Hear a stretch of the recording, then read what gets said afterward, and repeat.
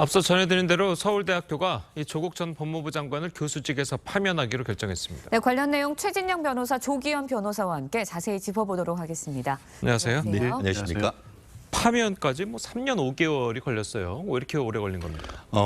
결국 일반적인 사건하고는 사뭇 굉장히 다르다 이렇게 얘기할 수가 있는데요. 예. 사실 제가 지금 처리하고 있는 사건 같은 경우에도 공무원이 이제 기소가 되면 바로 기관 통보가 됩니다. 네. 근데 지금 1심 첫 재판도 잡히기 전에 이미 징계위원회가 열려가지고 징계 결정이 났단 말이에요. 네. 그게 일반적인 케이스입니다. 그게 교원이건 공무원이건 똑같은 절차이기 예. 때문에 그런데 3년 6개월 동안 그 직을 유지할 수 있도록 했다라는 것 자체가 어떻게 보면은 나라가 직무유기를 했다라고밖에 볼 수가 없는 건 아니겠습니까? 그렇기 때문에 실질적으로 그 당시에 오세정 총장에 대해서 2022년에 기관 경고까지 있었던 것으로 알고 있는데요.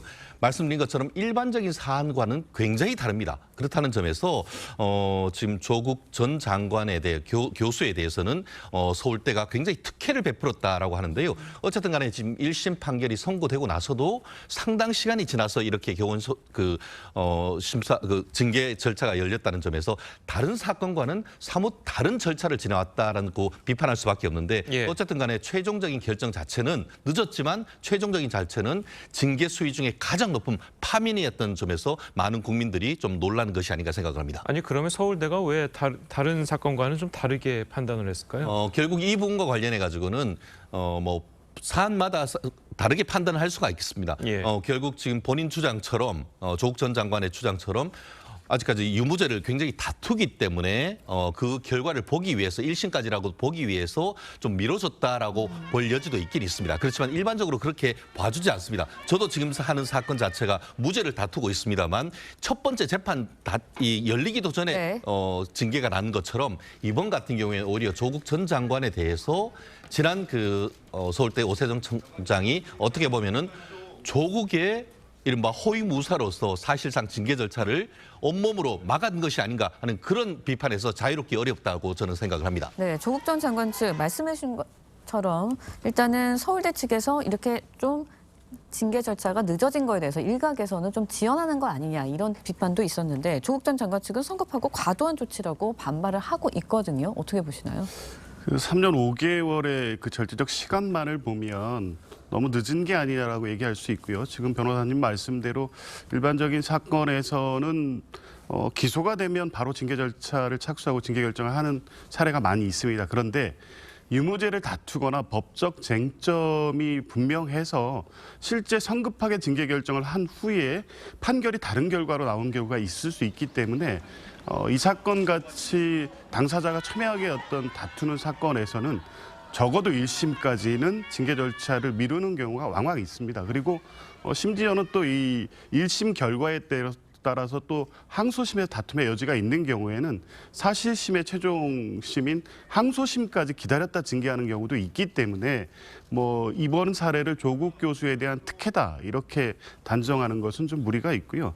3년 5개월 만의 결정인데 이제 시급하다고 시간적으로만 보면 다소 이렇게까지 오랜 기간을 거쳐서 징계 결정을 했는데 성급한 결론이라는 게 납득이 안 된다고 볼 수는 있지만 네. 근데 실제 이제 재판이 3년 5개월이 지연이 됐기 때문에요.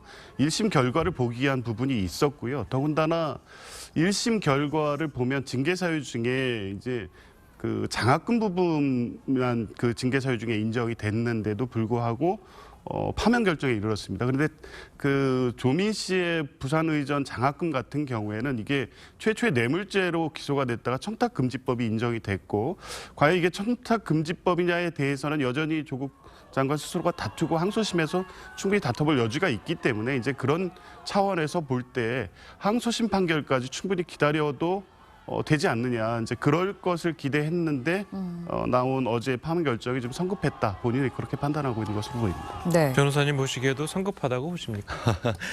사실 조 전 장관의 어록이 있지 않습니까? 한 10년 전에 본인이 트위터에 이런 글을 올렸습니다.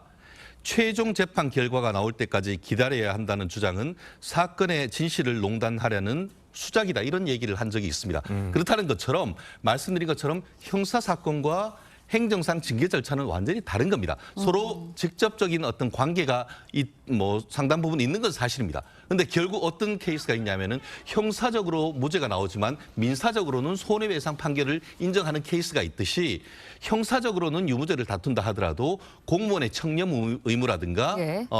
그런 것에 위반에 따르는 징계 절차는 완전히 달리 갈 수도 있는 것이 원칙입니다. 그렇기 때문에 특히 그 교원으로서 어떤 공무원들보다 어떤 청렴성과 연결성이 요구되는 그런 사안 속에서 딸에 대한 어떻게 보면은 그 입시 부정 비리 그리고 또 뇌물 내지는 그 청탁금지법 위반 이런 부분이 있다라는 것은 교원으로서의 어떤 그 연결성, 네. 청렴성에 결정적인 타격을 줄 수밖에 없는 그런 사안이기 때문에 이 부분에 대해서는 1심 판결 선고되기 전이라 한다 하더라도 파면까지 결정하는 것은 아무런 문제가 없습니다. 다만 그럼에도 불구하고 1년 6개월, 거의 3년 6개월을 기다렸다는 것은 매우 이례전성의 사건이고 아마 지금 전수조사를 한다라고 한다고 하면은 과연 이런 케이스가 있을 수 있는지에 대해서는 상당히 의문이 아닐 수밖에 없는데요. 예외 중에서도 아주 예외적인 현상이 아니었던가 저는 그렇게 평가를 합니다. 네, 굉장히 잠시만요. 아까 그 조국 전 장관이 트위터에 뭐라고 올리셨다고요? 말씀드린 것처럼 형사 사건이 유죄가 확정될 때까지 징계 절차를 기다려달라라고 하는 주장은 사건의 진실을 호도하려고 하는 수작이다. 이런 얘기를 본인이 스스로 글을 올렸단 말이에요. 예. 그렇다고 하면은 내가 그 어떻게 보면 징계 절차나 이런 부분에 대해서 떳떳하다고 하면은 네. 오히려 징계 절차에서 나가서 본인이 교원소송심사위원회 세종시에 있습니다. 저도 자주 가서 거기에서 변론을 합니다만 본인이 직접 진술할 기회가 있습니다. 그렇다고 하면은 거기에서 직접 진술을 하면서 본인의 억울함을 호소하면은 실질적으로 어떤 징계 처분을 그 자리에서 그날 당일 사실 처분이 있거든요. 무혐의로 결정할 수도 있습니다. 그렇게 하면 되는데 결국 형사 결정이 있을 때까지 미뤄달라는 것은 사실상 본인의 어떤 직을 유지하기 위해서 어떤 식으로든 사안을 미뤘다라고 예. 비판해서 자유롭기 어려운 것이죠. 네. 일단은 서울대 측에서는 파면 결정 이유를 구체적으로 밝히지는 않았습니다. 그런데 서울대가 조국 전 장관을 파면하기로 한 결정적인 이유 뭐라고 보시나요? 일단 보도된 바로는 조미 씨의 부산의전 장학금 600만 원 청탁금지법 위반에 아마 주된 징계 이유가 된 것 같습니다.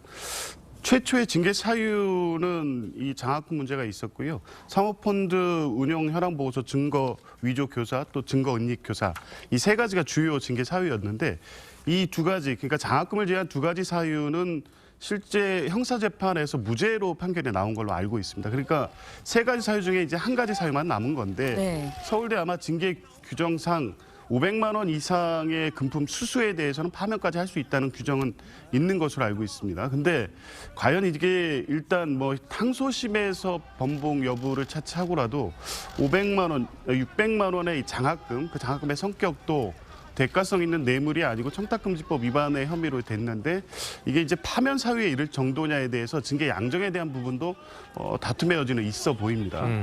그리고 이제 지금 아까 말씀하신 것 중에 이제 3년 5개월의 기간 문제를 계속 말씀하시는데 이렇게 이제 성급한 징계 결정을 하지 않는 이유가 조금 전에 말씀드린 것처럼 징계 사유 3개 중에 2개는 무죄 판결이 났기 때문에 증거 사유가 인정되지 않은 겁니다. 다만 장학금 600만 원 문제가 500만 원 이상의 금품 수수기 때문에 파면 이유가 됐다는 이유로 예. 결과는 같을 수 있지만 결국에 다른 사건에서 만약 이 사유까지 경합이 돼야만 파면 사유가 됐다고 하면 만약 1심 판결을 보지 않고 징계 결정을 해서 파면이 이루어졌다 이러면 다시 법원을 통해서 파면 취소를 다퉈야 돼서 이 소송 이 절차나 이 부분에서도 소위 말하는 소송 경제상 문제가 되기 때문에 간혹 이렇게 징계 결정을 늦추는 수가 있거든요. 이번 사례도 그런 부분에 있어서는 일반적인 경우에서 너무 극히 예외적이다 이렇게만 볼 수는 없다고 봅니다. 근데 변호사님도 방금 이제 지적하신 대로 간혹 이런 일이 있을 수 있다라고 한 것처럼 서울대가 이렇게 늦춘 거는 어쨌든 이례적인 일인 거는 이제 맞잖아요. 그리고 만약에 조 전 장관이 1심 이 세 가지 판결 이외에도 예를 들어서 이제 징역형을 받았다. 그리고 만약에 징역형이 확정됐다. 그럼 자동 파면되는 거 아닙니까? 아마 징계 규정에 징역형이라고 해서 양정상 파면이라고 정해놨는지는 모르겠습니다만 예. 이제 반드시 징계 양정 기준은 이제 공무원이나 별로 다 마련이 예. 돼 있는데 징역형을 1심에 선고받았다는 사유가 바로 파면 사유로 인정되는지는 모르겠습니다. 그렇지는 알겠습니다. 않은 것으로 알고 있습니다. 알겠습니다. 네. 자, 어쨌든 뭐 파면이 이제 결정이 됐습니다. 교수로서 그리고 교직원으로서 만약 파면이 결정이 된다면 어떤 정도의 이제 불이익이 있습니까? 네, 군인으로 말하면 이른바 불명예 제대 아니겠습니까? 예. 그렇기 때문에 명예적인 측면에서 어떻게 보면 그 본인이 20, 30년 동안 교수직을 불명예 제대했다는 점에서 가장 어떤 심리적 타격이 클 것이고 경제적인 타격이다라고 한다고 하면은 결국 우리가 그 파면될 경우에는 퇴직금에 있어서 예. 절반이 깎이는 겁니다. 예. 퇴직금이 보통 본인이 내는 돈과 국가에서 보조되는 돈인데 국가에서 지원되는 돈은 없어지는 것이죠. 그렇기 때문에 본인이 평생 내는 월급으로 쌓아놨던 네. 그 부분은 받지만 나머지는 받지 못한다는 그런 현실적인 문제가 있고 나아가 신분상 불이익 같은 경우에는 공무원이라든가 다른 임용되는데도 5년 동안의 제한 그리고 또 다른 학교에 취직하는 것도 사실상 물 건너가는 거기 때문에 경제적, 신분적, 명예적인 그런 불이익이 상당히 크다라고 할 수가 있겠죠. 네, 조국 전 장관 측에서는 이제 명예 회복을 위해서 불복 절차를 밟겠다라는 입장을 분명히 밝혔거든요. 앞으로 어떤 조치를 해나가게 되나요? 일단 교원 소청심사위원회 아마 소청심사 청구를 할 거고요. 거기에서 소청심사가 인정되지 않는다고 하면 결국에 이제 행정소송 절차로 갈 수밖에 없습니다. 근데 아마 행정소송 절차를 진행하는 과정에서 법원의 항소심 또 판결이 있을 수 있기 때문에 네.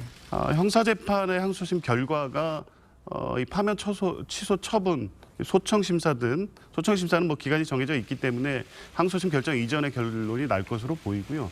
행정소송 절차에서는 항소심 판결 결과가 파면 취소 소송에 영향을 미칠 것으로 봅니다. 네. 예, 알겠습니다. 자, 오늘 두 분 변호사님 말씀은 여기까지 듣겠습니다. 잘 들었습니다. 고맙습니다.